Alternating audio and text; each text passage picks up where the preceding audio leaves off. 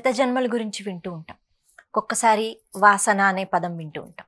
అంటే గత జన్మ వాసనలు అన్నవి ఈ జన్మలో కూడా ఉంటూ ఉంటాయి అని వింటూ ఉంటాం. అంటే నిజంగానే అలా ఉంటాయా? దాన్ని బట్టే మన ప్రవర్తన తీరు ఉంటుందా?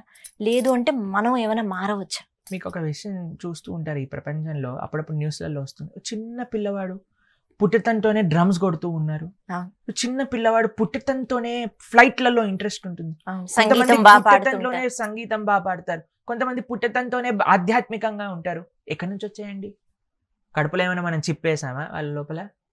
కాదే, పూర్వజన్మ వాసనలు అంటే ఉంటాయి, తప్పకుండా ఉంటాయి. ఎందుకంటే జీవి ఇప్పుడు మన స్టార్టింగ్ ఇది కాదు కదండి, ఎన్నో జన్మాంతరాల నుంచి మనకు వస్తున్నాయి ఆ వాసనలన్నీ మనకు వస్తాయి.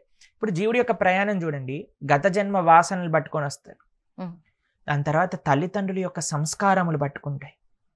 దాంతోపాటు తల్లి గర్భంలో శిశువు ఉన్నప్పుడు తల్లి చేసిన కార్యక్రమాలన్నీ కూడా ఆ శిశువు పైన ఇది చేస్తాయి. ఇప్పుడు మాకు ఒకళ్ళు మొన్నే చెప్పారనమాట, ప్రభుజీ మేము ఆ పిల్లవాడు కడుపులో ఉన్నప్పుడల్లా మీ శ్రీమద్ భాగవతం, సంపూర్ణ భాగవతం, రామాయణం, భగవద్గీత ఇవన్నీ శ్రవణం చేశాం.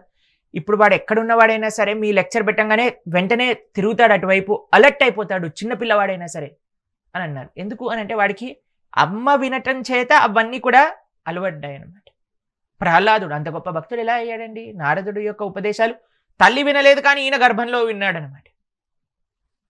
కాబట్టి తల్లి కడుపులో పిల్లవాడు ఉన్నప్పుడు అమ్మ ఏవైతే సంస్కారములను, ఏ విధమైన ఆహారాన్ని తీసుకుందో, ఏది చూసిందో, ఏది విన్నదో వాటిని, దాంతోపాటు జీవి అనంత కోటి జన్మల కర్మ, మళ్ళీ పిల్లవాడిని ఎలా తల్లిదండ్రులు పెంచుతారో, వాడు టీచర్లు ఎలా చూస్తారో, ఇవన్నీ పట్టుకొని మనం జీవుడు ముందుకు నడుస్తున్నాడు అనమాట.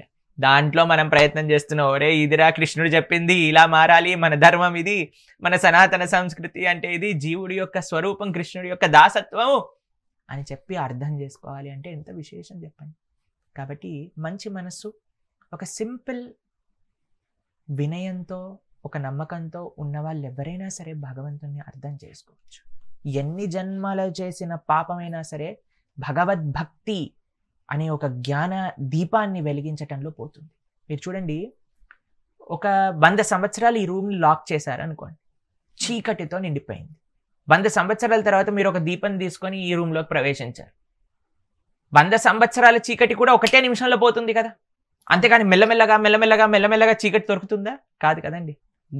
దీపం పెట్టామంటే ఒక్క నిమిషంలో ఆ జ్ఞానం మొత్తం కూడా ప్రజ్వలింపజరుగుతుంది. అలానే భగవద్భక్తి కూడా ఎన్ని జన్మాంతర కోట్ల వాసనలు అవ్వనివ్వండి, అదేనైనా అవ్వనివ్వండి, మన మనస్ఫూర్తిగా కృష్ణుడిని ఆశ్రయిస్తే, మన శాస్త్రం ఇచ్చిన ఎగ్జాంపుల్ ఏంటో తెలుసా? ఒక పెద్ద దూది కొండని కూడా ఒక చిన్న అగ్ని రవ్వ పడినా సరే ఎలా అయితే కాల్చేస్తుందో అలా అనంత కోటి జన్మ సంస్కారములన్నీ కూడా కాల్చేస్తుంది. భగవద్భక్తికి ఉండే శక్తి, భగవన్నామానికి ఉండే శక్తి అటువంటిది.